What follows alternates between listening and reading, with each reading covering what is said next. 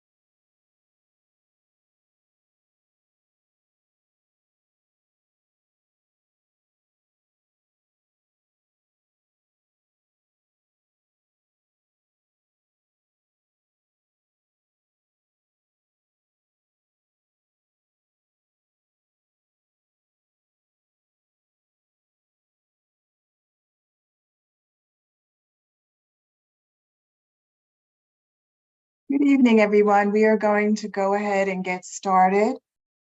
This is the Anti-Hate Task Force meeting, and we have a full meeting this evening. Thank you all for joining us.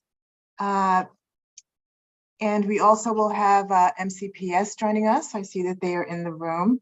Just going to quickly go over the agenda and then go ahead and start the meeting. So welcome. I am Selena Mendy-Singleton. I am with the County Council. I am the Racial Equity Manager for the Council. And Bertha.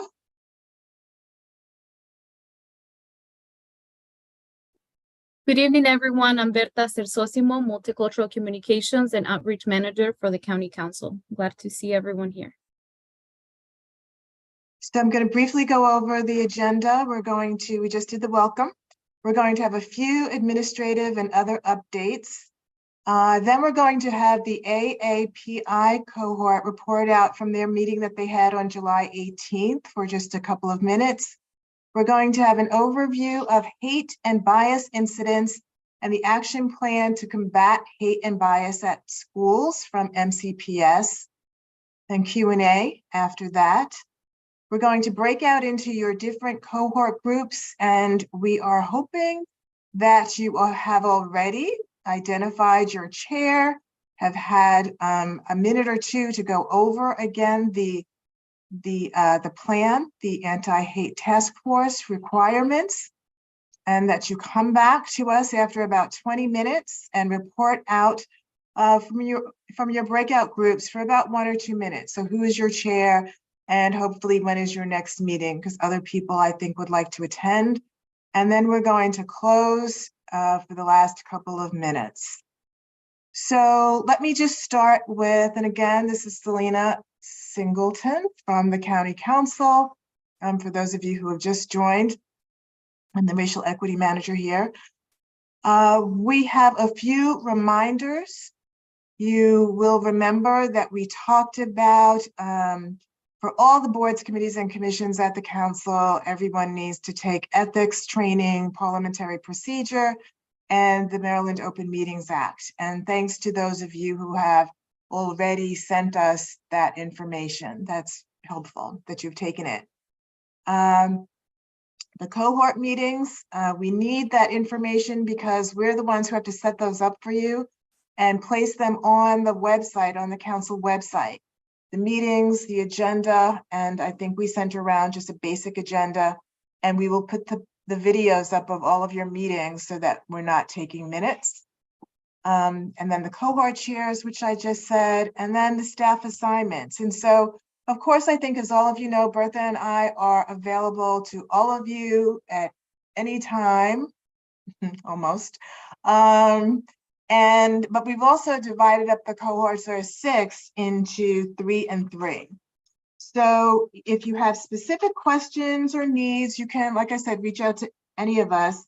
But I will be working specifically with the African American cohort, the LGBTQ+ cohort, and the AAPI cohort. And Bertha will be working with the Jewish cohort, the Hispanic Latino cohort, and the Muslim cohort. So those are the basic administrative tasks that we just wanted to share. And now we're going to turn it over to the AAPI cohort for a quick report out from their last meeting. And I'm not really sure who is going to. That'll be me. I'll jump in. All right, thanks. So our group, which includes Jeff, Nazna, Hoan, Ariani, and myself, we met and learned a little bit more about each other. And we identified 3 areas of focus for our work. The first being youth in schools, the second, the larger AAPI community, and then 3, really focusing on the cross solidarity and community aspect of how we can work across groups. From that meeting, we had a lot of homework, researching and providing recommendations around each of those focus areas on a fun Jamboard that Ariani set up.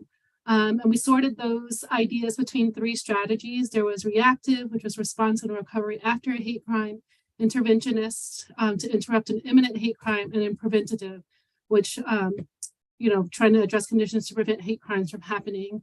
And so next steps include identifying roles like you discussed and discussing the 64 Post-it notes that we have gathered so far, and seeing where we can hone those down to.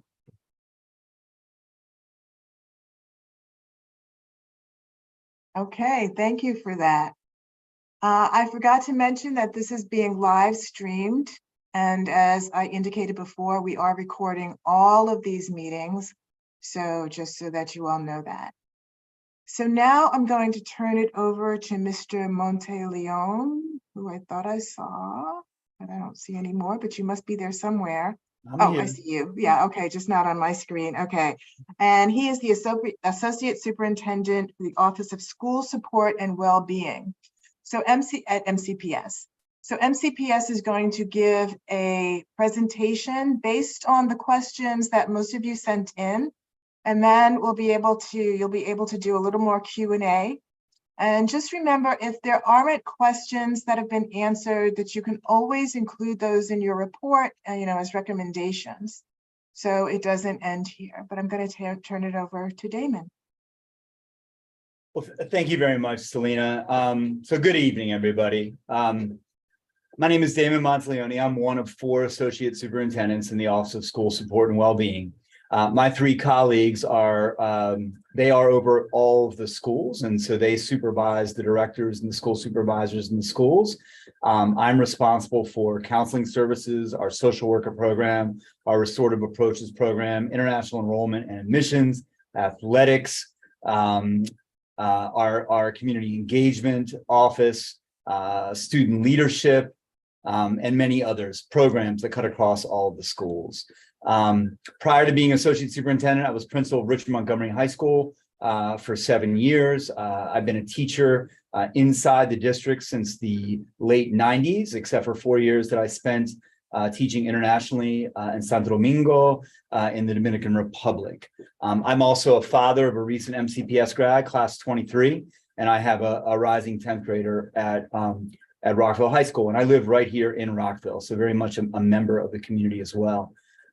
At your last meeting, I was able to attend and sat at the exterior, right, the little kids table, if you will. And Stephanie Sharon, our Chief of Strategic Operations, was also there virtually. She is on leave this week, as many of our leaders and central office staff are here at MCPS. And so we hope to have some of our other colleagues, such as Greg Edmondson, who's the Director of Compliance and Student Welfare, who oversees all of our reporting mechanisms, be here with us, but they're on vacation, most of them. And so you've got myself. I'm also lucky to have an incredible colleague of mine, John Lanzeman, the Executive Director of Strategic Operations. So I would like, John, if you could just introduce yourself and maybe speak a little bit briefly about the work that you've done to lead the anti-racist audit, and then I'll continue. Sure. Hi, everyone. John Lanzeman. I am the Executive Director in the Office of Strategic Initiatives. I've spent most of my career in MCPS in the Equity Initiatives Unit, working with many of you over the years. I see a lot of good friends and colleagues in the audience. And I also, as Damon referenced, I helped lead the anti-racist audit over the last couple of years, where we had about 130,000 participants in the audit, and we have an action plan that we're going to share with you a little bit later today. I'm also, like Damon, a parent of MCPS students. My son just graduated from Einstein High School just a month ago, and my daughter graduated from Blair High School. I live in Silver Spring. It's great to be here with everybody. Thank you, John. Really appreciate it. So again, John and I are going to do our best to answer all the questions that we get or what we see in the chat. If there are questions or other things that we're not able to answer, we promise you we will be able to get those responses to you from staff throughout the district, right? So I think as I reflect upon the meeting that we had last time, I think we all recognize, right, that our society is experiencing a great deal of outward hate and intolerance. And as diverse and as progressive as our county is and as our school system is, we are not immune to what is happening across the country, right? And within our society. And, you know, our schools, we know, are a reflection of society. And so we stand by in solidarity with you, community members, along with our parents, our county leaders, to instill the values and the empathy and the tolerance and the kindness that we all want to see in our students, because hate is something that is learned, and it's not something that we teach. In fact, we do everything we can to counter hate in our schools. And so, you know, all together now, as is Dr. McKnight's slogan, and we must do this together. It was hard to hear your stories at the last meeting. I mean that sincerely. As a leader in the district, as a father, as somebody who lives here, it's always very emotional. And I know that I speak for Dr. McKnight and John and others, and Stephanie Sharon when I say that. We've done a lot of work over the last year to put a lot of enhanced structures and processes and professional learning in place, to have accountability at the school level through our school improvement plans. And I'm going to share some of those structures with you this evening. I want you to know where we are, but also fully acknowledge where we need to go. And we are working very hard with our external partners, many of whom work through HHS and other community partnerships to do this tough work in our schools. And we are open to feedback, and we understand that we are essentially a county that is as diverse, if not more diverse, than any place in the United States of America, right? So this is really, really important to us. I also want to say that we are in development of a new district level bullying and harassment and hate bias plan that will be shared once it goes through the board process in August with the larger community. So much of what you're going to see tonight is based upon the questions that you have given us and some really tried and true standard structures and processes, really the basics, kind of 101 that we want to share with you tonight and make sure the community is aware of. You all sent us a series of questions through the county council. We have an FAQ that we're going to drop in the chat when we're done with the presentation that I'm about to lead. And I think much of hopefully the questions that you asked should be answered in there, right? So with that, John, if we could start the slides and let's get going.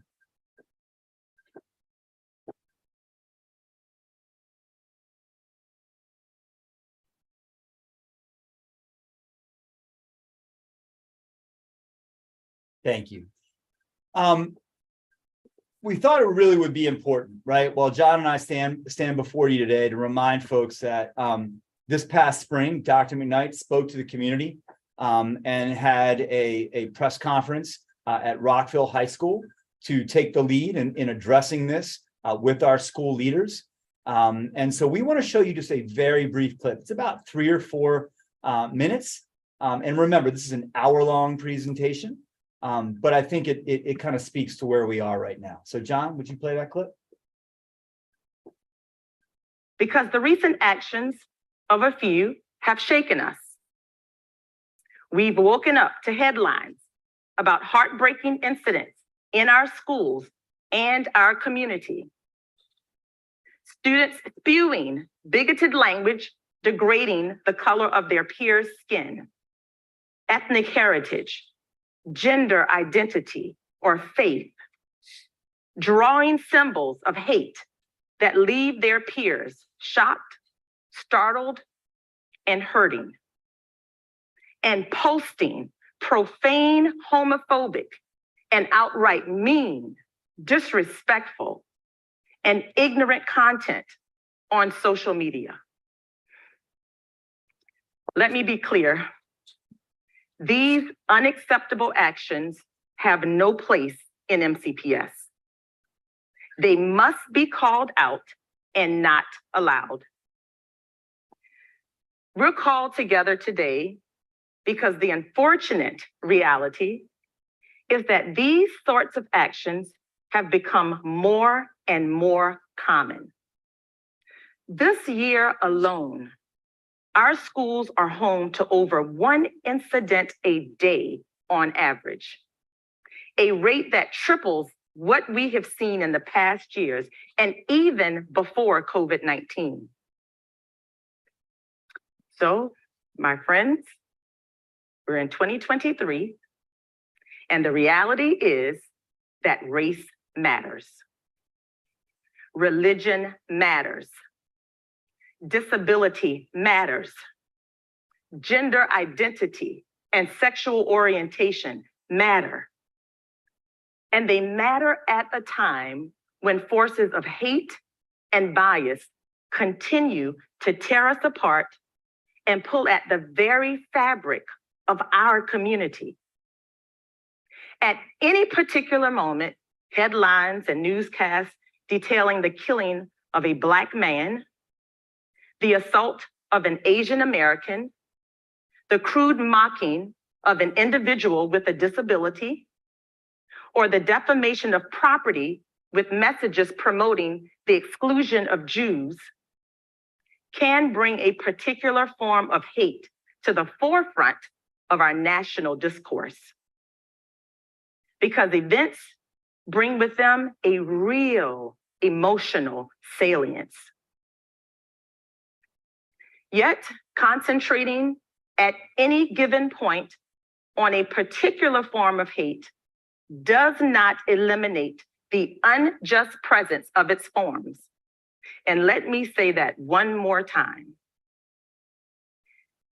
Concentrating at any given point on a particular form of hate does not eliminate the unjust presence of its other forms.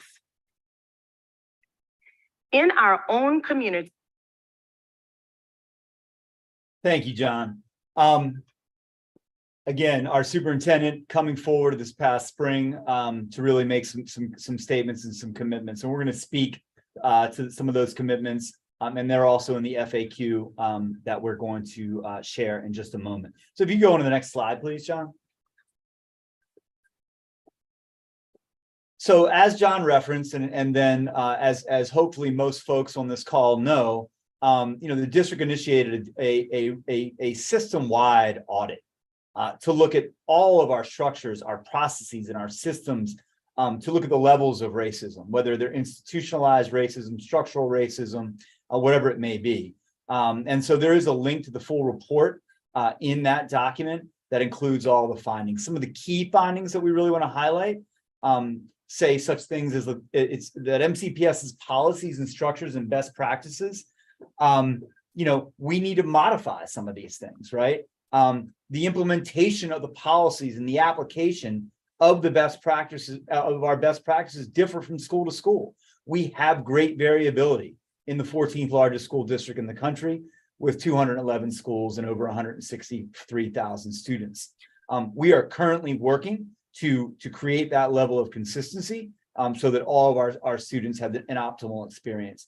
The audit goes on to say that the successful planning and implementation of a district-wide racial equity vision requires coherence, accountability, equity-centered capacity building, data collection, and relational trust. So these are the pillars that have been driving this work.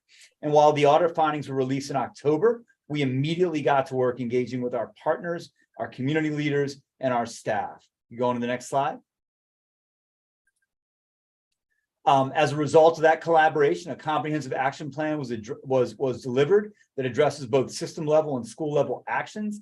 Each step has key deliverables and dates. All of this is on our website if you search for the anti-racist audit in the search field. For now, what I'm going to speak to is about the hate bias part of our work and the numbers of the hate bias incidents at MCPS. And we recognize that many of those numbers are underreported for a variety of reasons. many of them due to perhaps a lack of cultural proficiency or the need to be able to get information and resources and links and information to parents in the community. If you go on the next slide, please. So first of all, looking at what is a definition of hate bias. And so MCPS's guiding definition of hate bias is founded on the principles of our Board of Education Policy, ACA, non-discrimination, equity, and cultural proficiency. And so hate bias incidents are incidents involving discrimination based on personal characteristics that include race, ethnicity, color, ancestry, national origin, religion, immigration status, sex, gender, gender identity, gender expression, sexual orientation, family or parental status, marital status, age, physical or mental disability, poverty and socioeconomic status, language, or other legally or constitutionally protected attributes or affiliations. Next slide, please. And so what we know is that everybody is harmed by hate bias. Everybody.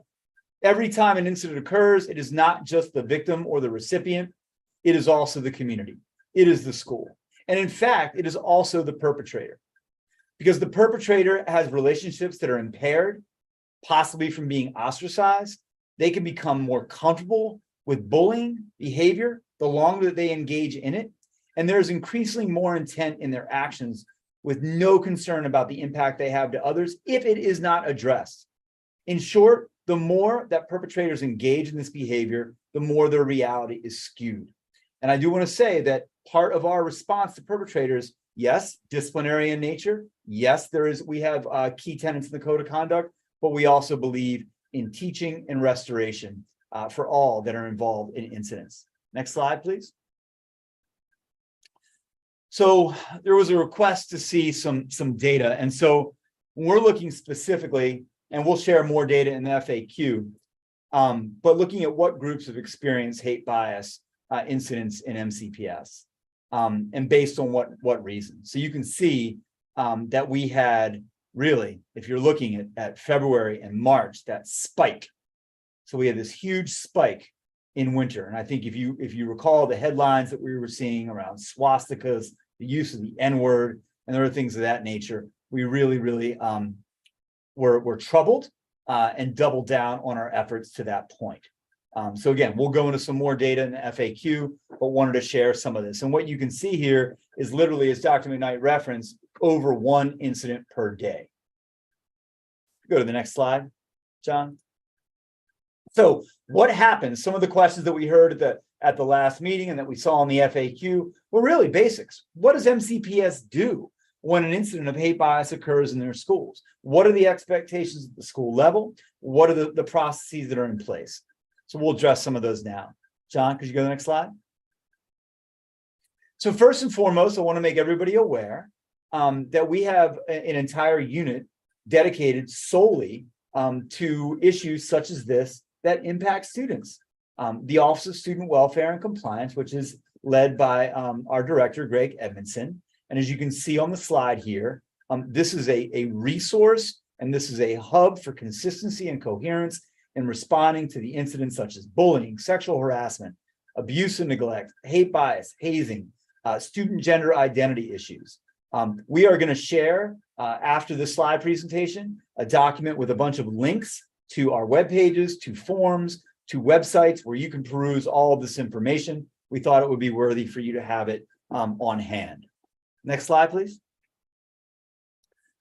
So as the state's attorney spoke about at the last meeting, right, we had some questions about hate crimes and hate incidents. And so there really is a great difference here, right? So a hate bias incident is, some examples of them are there: name calling, degrading language, some sort of racist, derogatory drawing or image, the use of social media to downgrade an individual. These are incidents, right, that are motivated by bias based on one person's characteristic or identity. A hate crime, first and foremost, it must be a crime. MCPS does not define what is a hate crime. That is defined through Maryland law and federal law. And it is first and foremost a crime, and then the authorities must prove that it's a crime motivated based on hate or bias. And so what MCPS does when we have any incident that is reported to us, we do not make the call as to whether or not it is an incident or a crime. We report all incidents to our partners in Montgomery County Police and our other police partners throughout the county, such as Rockville City, so on and so forth, Gaithersburg, and they make the determination. So they'll make the determination if it is a crime or an incident. I should note, if it is a crime, or if it's determined that it possibly could be a crime and the investigation needs to occur, that investigation is done by the police. MCPS stands down to not duplicate investigatory efforts. And the police will make that ultimate determination as to whether it is a crime or an incident. Next slide, please. So how do folks report incidents of hate bias? They're a form 226-5. And so these forms are readily available, again, on our website. We've shared them with the community in the past. We will continue to do so. Part of our public outreach is absolutely something that we know we have to get better at. We have heard the feedback from the community on that. But all schools are trained through their mandatory annual compliance modules on bullying and hate bias and how they must respond. And additionally, I should note, as part of our enhancements this year, all administrators, all school-based administrators on August 16th are coming in person for a half-day professional development session on safety and security investigations, hate bias, bullying, everything that falls under this umbrella. And that will be the first in a series of mandatory in-person professional learning opportunities that we have for administrators, that we provide for psychologists, social workers, our counselors, teachers, teacher leaders, and support staff, bus drivers, people throughout the district. This will be going on throughout the year. I guess, yeah, we'll put the PDF in the chat afterwards. And so the next slide, please, if you go to the next slide, John. So we developed this process map, really both for the public, but also for our schools. So I'll kind of walk you through this at a very high level, but this is a non-negotiable. This is how every incident of hate bias must be pursued at the school level with support from central office. So you can see that the allegation is made, right? That form must be submitted. That is a state regulation. It is submitted to the principal or his or her designee. All these incidents, as I shared, are reported to Montgomery County Police for their determination as to whether or not it is possibly a crime. All of these incidents are also reported to the Office of School Support and Wellbeing. We generate a serious incident number and track these all year long. And then we broadcast this internally to make all of our district leadership and appropriate staff aware of the incident. The school administration then conducts the investigation.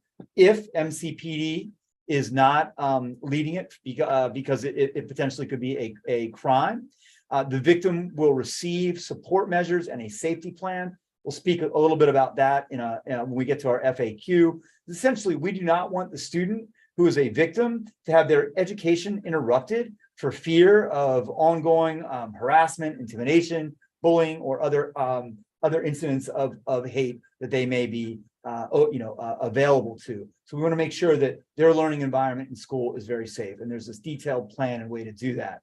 A behavior threat assessment team is assembled to assess the risk. So this is if the perpetrator or the offense is such that it may pose a risk to an individual or the school community. And so a team comes together to make that assessment. And then if it is determined that it is a risk, there are other steps that are taken, but I will not go into those at this point. A community letter is developed because we do not want to hide these incidents. We want to be transparent at the school level. And then we share the community letter with the community, and we try to get this out the same day. We do collaborate with our director of communications and our central office staff and our executive leadership. Disciplinary action is taken in alignment with the student code of conduct. So I'll speak to some restorative approaches soon, but I really want to make clear that a restorative approach does not preclude traditional disciplinary responses, and it certainly does not replace a traditional disciplinary response. We have a mandatory re-entry meeting with the parent or guardian of the student who is the alleged perpetrator, right? To make sure that clear expectations for their behavior and their conduct are followed once they re-enter the school.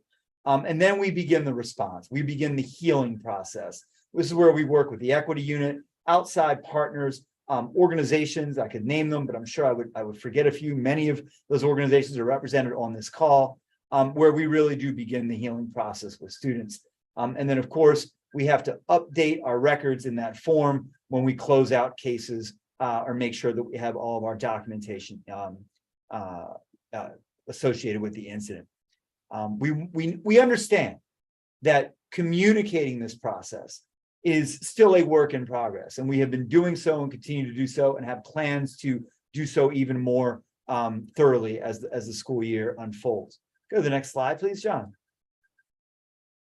So as I've referenced, reporting the incident, working with our partners, issuing traditional school discipline is one part of the process. The other process, MCPS believes in a restorative approach to all school incidents, because research shows when you suspend students, when you kick students to the curb, if you take somebody who has perpetrated an incident and suspend them for 5 days or 10 days, they're not learning from this incident. They feel excluded, more excluded perhaps from the community than they had before. And we are dealing with children, and we are dealing with young adults, and we are a teaching and learning institution. So we believe in providing a space to create the conditions for people to learn from their mistakes and to restore the community, so we can bring folks back into our schools and into our cultures, and to have them feel whole and be part of the community, so they do not continue to perpetrate these incidents. Next slide, please. And so what are some of the restorative responses to incidents of hate bias? So first and foremost, one of the upgrades that we've made for this school year is getting written parental consent for students to engage in a restorative approach. We want to make sure that we communicate with parents and avoid forcing students to participate in a conversation with a person that has caused them harm if they wish not to. We also have the harm doer, right, or the alleged perpetrator, the perpetrator, complete an RJ restorative justice reflection form, and allows the harmed student an opportunity, right, to reflect on the incidents and also, express their needs. We facilitate restorative conversations, right, as warranted, with those who were the perpetrators, those who were the victims, and other folks that were involved, in the situation. We can facilitate restorative circles. We bring in our equity specialists. We work with outside agencies. We facilitate town halls to address cultural or larger school climate issues that may be at play. We also can require the person who commits the harm to engage in the culture of respect modules, to review our learning for justice modules and websites, and to really re-educate. But ultimately, we want the students to understand what they have done, how it has harmed others, and what their role is or was in it, so they don't do it again. Okay, and again, just highlighting that all of these responses do not preclude and certainly don't replace a traditional disciplinary response. John, I think that's it. So at this time, John, if you could drop the FAQ in the chat, do you mind? Nope. And Damon, there's a couple questions in the chat too.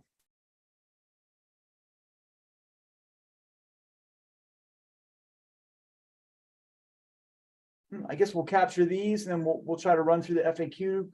Hopefully we'll cover some more information. There's a question here from Nora. What is the time frame from the time the incident form is filled to when a school staff member contacts the family or student?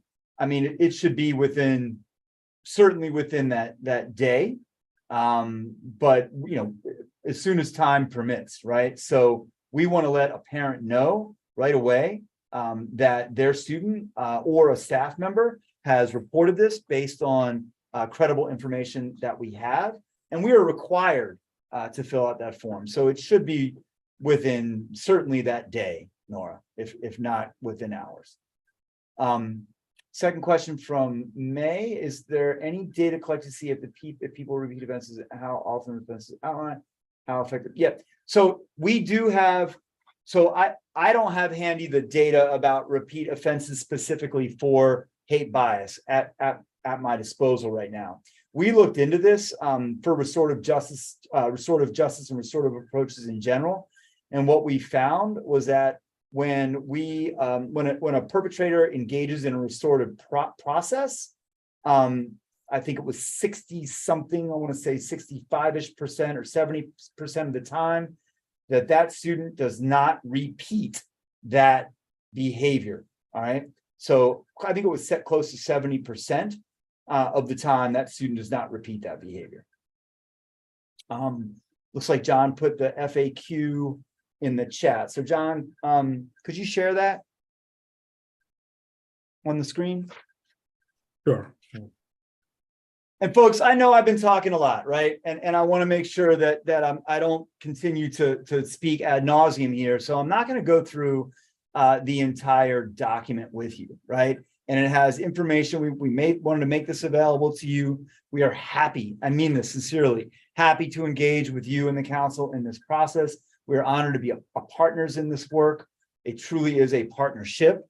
And so I do want to highlight one piece that I think is significant that was asked that was not necessarily in the presentation. And I think it's on page 3, John. It's question 4. Yeah, this section right here. Exactly. Excuse me. So what happens when a student who's a victim, right, or target of these incidents, what support is given to that student, right? Because this is traumatic. And some of our most vulnerable students are the students that are victims of these incidents. So there are key supportive measures that are put in place, right? Increasing adult presence near the student, informing staff to increase vigilance, additional security staff, a change of seats, classes, or assigned school bus, providing escorts or buddies, flash passes. And what I can say, again, as a former principal who has done this work at the school level, is we can do a variety of things. We create a safety plan for the student. If the student has the same class with the perpetrator, our first move is to separate those students, make sure they both have access to their educational outcomes and opportunities, but to ensure that the victim is not forced to be in a space with the student. We also do what I'll refer to as kind of a school peace order, if you will, for lack of a better phrase, where we have contracts. That's part of that re-entry plan with the perpetrator, where we make it very clear that you cannot look at this person, you cannot come within a defined space of this person, you are not to reach out to them by cell, by text, by social media, all of the ways. We literally try to separate them. And if we have a violation of that safety plan by the perpetrator, then we escalate to further steps and bring back in the parents for enhanced disciplinary measures if need be. But that's all part of the re-entry process for the perpetrator themselves. So I kind of wanted to summarize some of those supportive measures. If you could scroll down a little bit more to the restorative supports, again, establishing safe spaces, letting the student know designated areas, right? How we can give that student support, teaming that student up with a peer support through counseling, ensuring that student has direct access, a flash pass. Anytime they need to leave a class, they don't have to ask permission. We let the teachers know this student has permission at any time to go see their counselor and receive support. So it's not awkward. The teacher knows. We communicate in that advance. We are always confidential with staff on the why behind that. And all the teachers need to know is flash pass, the student goes. We have a litany of additional services in schools. We have our English language learner, therapeutic counselors. We have social workers in every high school. We have expanded those services to middle schools and elementary schools. We have contracts with JESSA and with Thrive to provide contractual psychological services. We have psychologists. And so we have all of these therapeutic services. We provide mentoring. right? We provide education and training, really for anybody that was involved to restore. If you go a little bit further down to the next page. Sure, and there's also more questions in the chat. Okay, I'll just get through this piece here. And then I guess we can, I know I'm over time, so we can get to some of the questions. Like I said earlier, we may need to engage the school community, right? This may be something, it may be the tip of the iceberg, right? It may be something that is pervasive or is bubbling within the climate or the culture of the school.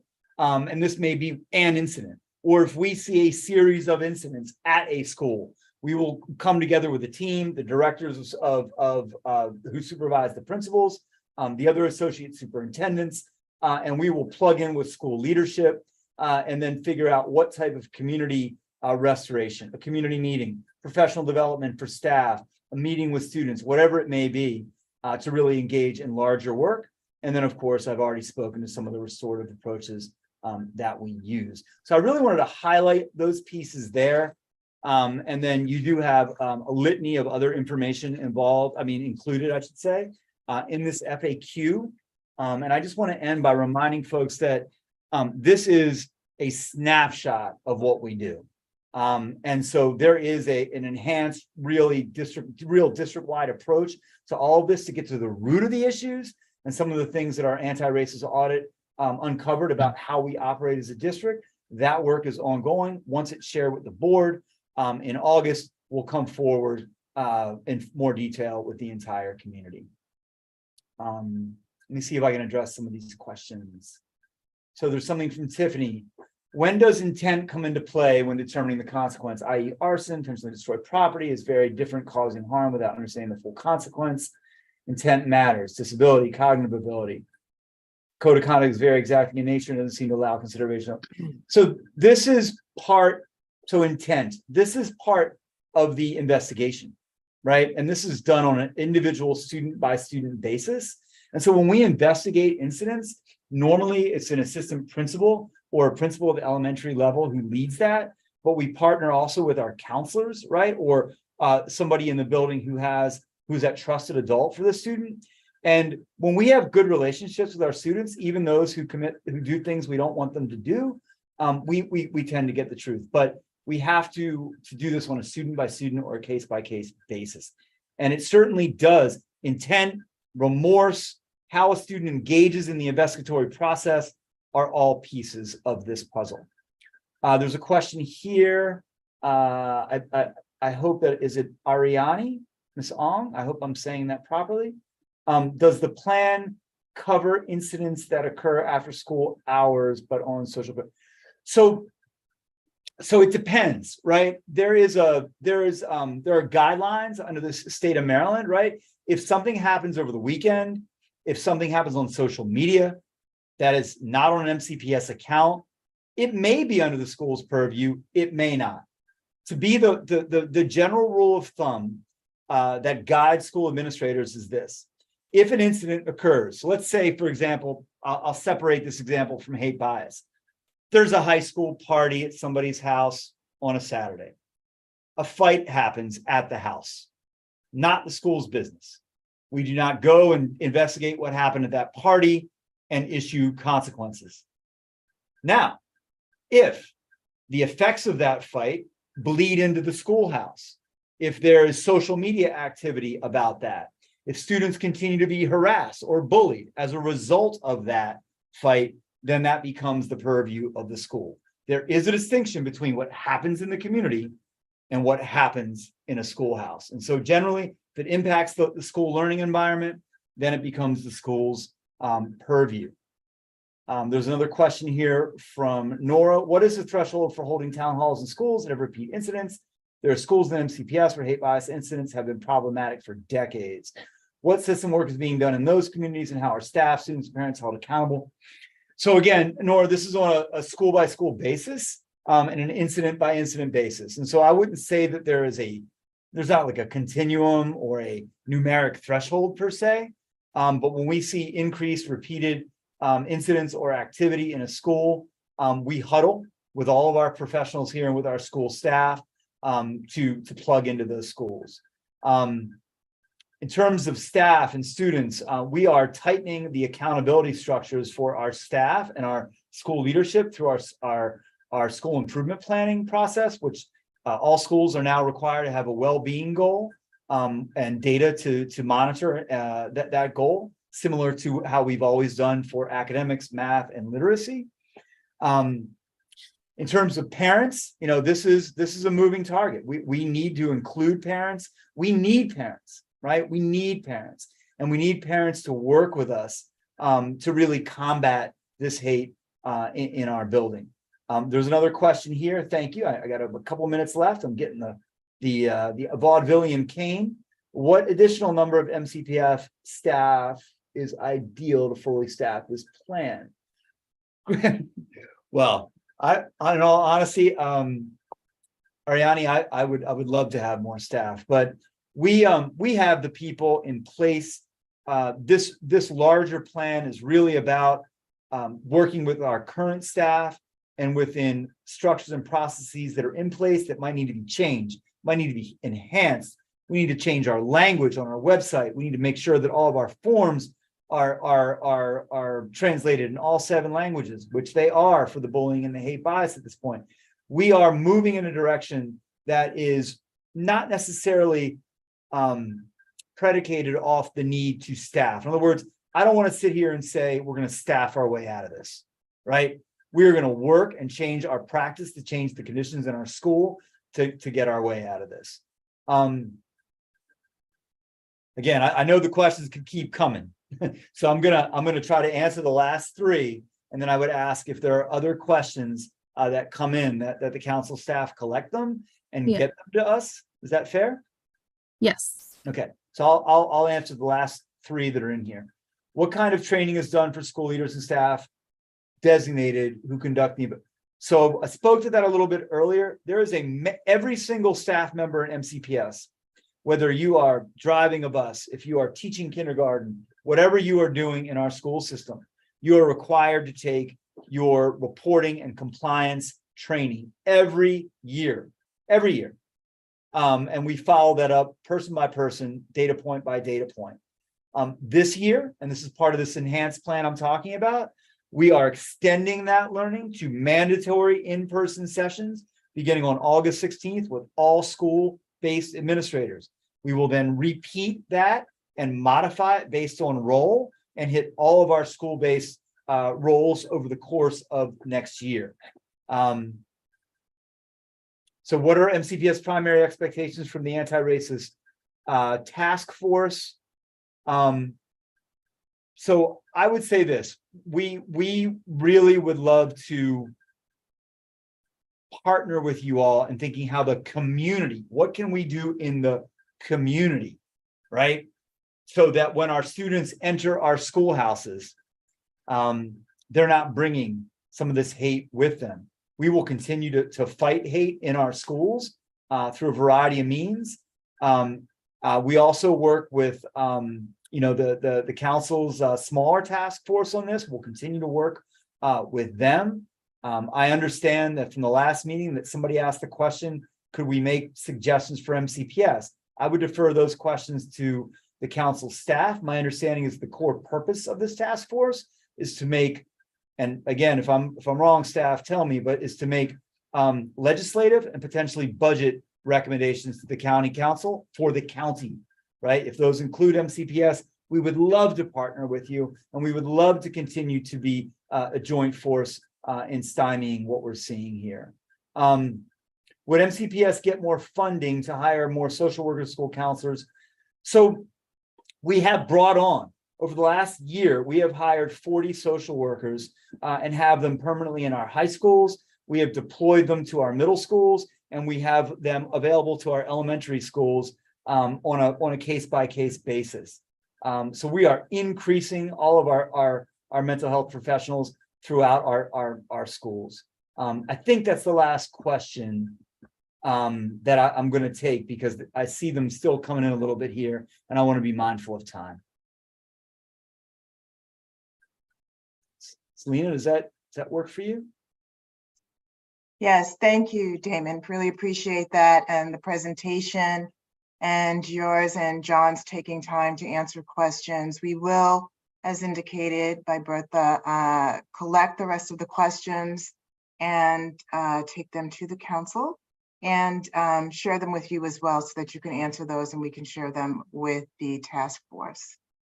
So we are now going to go into our breakout groups. I also wanted to share that, as you also see in the chat, there are some ex officio members here, Director Stowe from the Office of Human Rights, Kate Chance is here from the County Executive's Office, and Dr. Campbell from MCPS.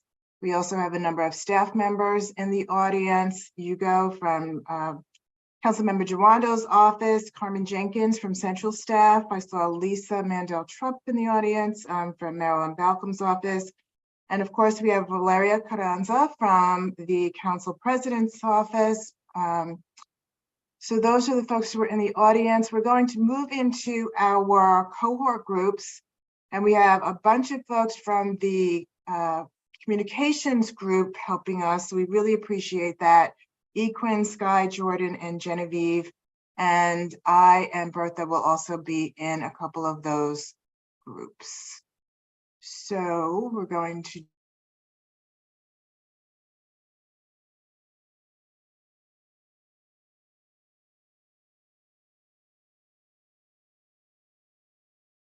Hey, Jim, good to see you.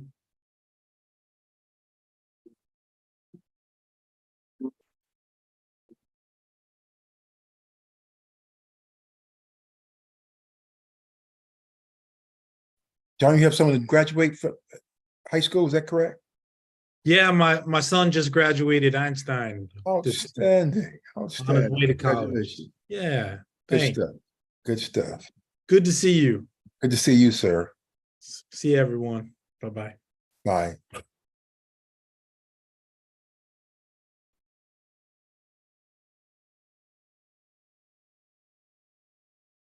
Good evening, folks. We are currently in breakout rooms. If there is a specific room you would like me to direct you in, please let me know and I can help you with that.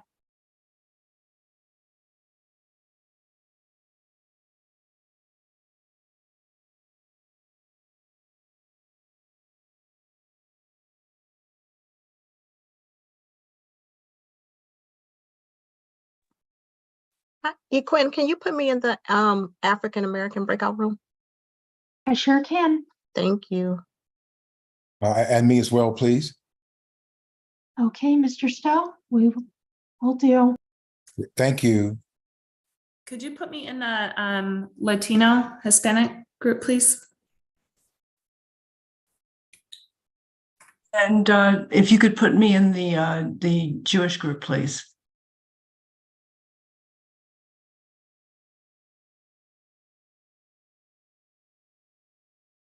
So if I'm the last holdout, I will go to the LGBTQ group, please. Okay, and I'm sorry, Diana, which one did you say again? The Jewish group, please. Okay. Thank you. So I assign you to the Jewish group. Now you just have to accept on your end. Where is that? Where am I looking for that? So on the taskbar, on your taskbar, it will say breakout rooms under the 3 ellipses. Do you see that? Yes. Got it. Okay. Thank you.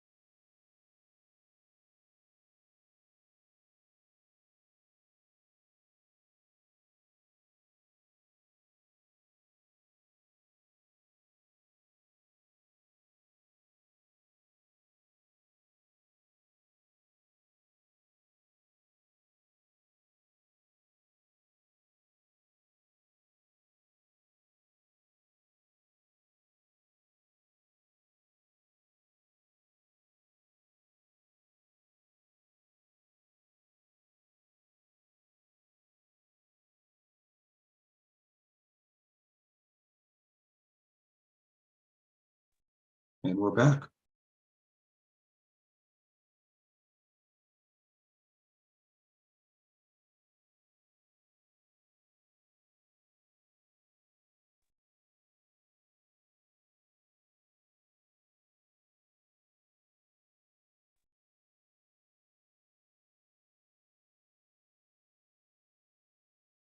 Looks like everybody is back.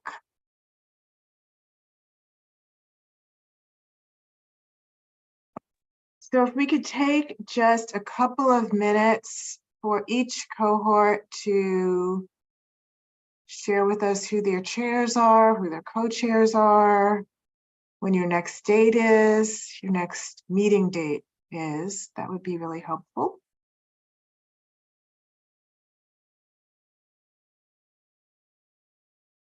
Okay, who wants to go first? Hi, I'll go first. I represent the African American cohort, and I think that by de facto, I'm one of the chairs. I won't claim that I'll be the only chair. I'd like to see if anyone online has the interest in joining me. Hearing nothing, I guess I'll accept that honor. All right, and our next meeting. Lisa? Yes. Lisa, this is Tiffany. Okay. I thought we were going to continue our discussion later. I'm sorry, I wasn't prepared for that question. Okay, so at this point, we are not prepared to answer the first question. The second question of when we'll be having a meeting will be August the 10th at 7 p.m.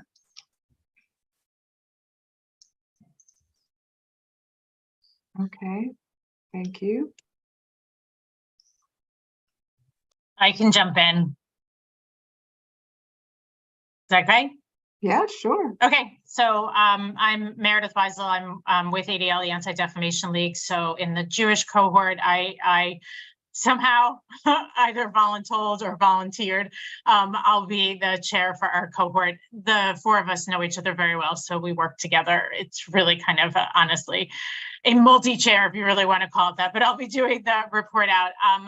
Two of our people are not here tonight, so we're potentially meeting August 9th or 10th. We have to touch base with everybody else to figure out which date is better for them, and then an exact time related to that. So we will get back to everybody on that. Was that it? Was that all you needed, or did you need anything else? That's great. Thank you, Meredith. Okay. Alex, do you want to jump in? Yeah, I'll go. Hey, everyone. My name is Alex Vasquez. Well, I think I'm with Meredith. I don't know if I was voluntold or volunteered, but it's definitely an honor. So I will be leading the Latino cohort.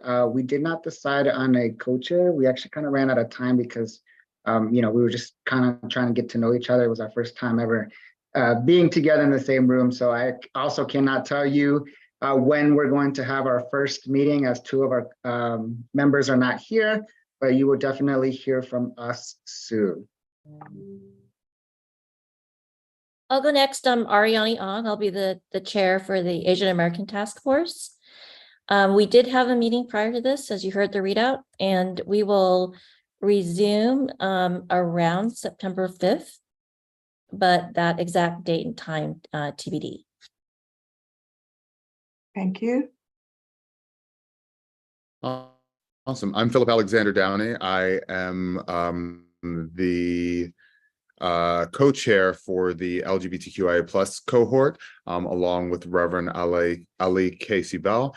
And we will be meeting next on Wednesday or Thursday at 4:00 p.m. We had a few of our cohort members that were not here, but we know there is a request for daytime meetings, and so we're going to discuss with them and then send out a link for our next meeting.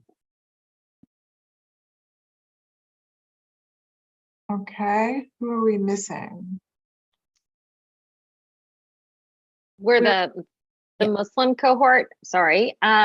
We are like others. We were in the midst of discussing leadership. We'll be able to answer that question after our next meeting. We also were without two of our other two members in the cohort, but we do have time. So our first meeting will be on August 7th at 7 p.m. That's a Monday. And we are finalizing the remainder, but that is the next meeting. I'm sorry, I may have missed it. Are you the chair? No, we are still discerning the leadership. We're still figuring that out. Okay. And then we're only waiting on one more group, LGBTQ plus. No, they did theirs. They did. Philip and. Oh, that's right. Ravenelli. That's right. I think that's everyone. Mhm.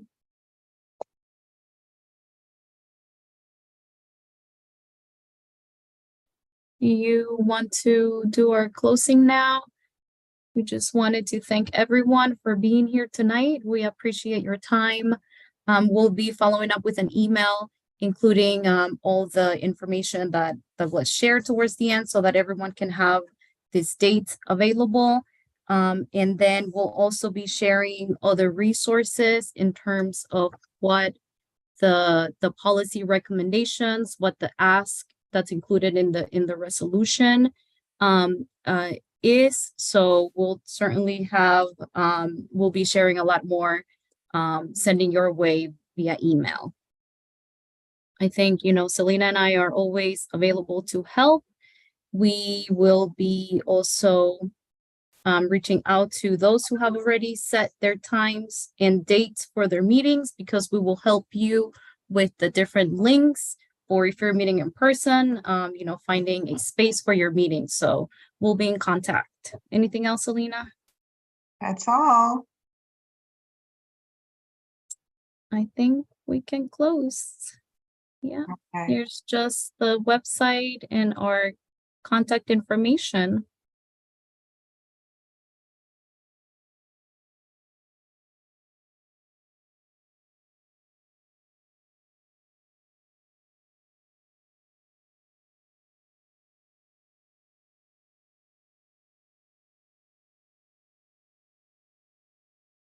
Okay.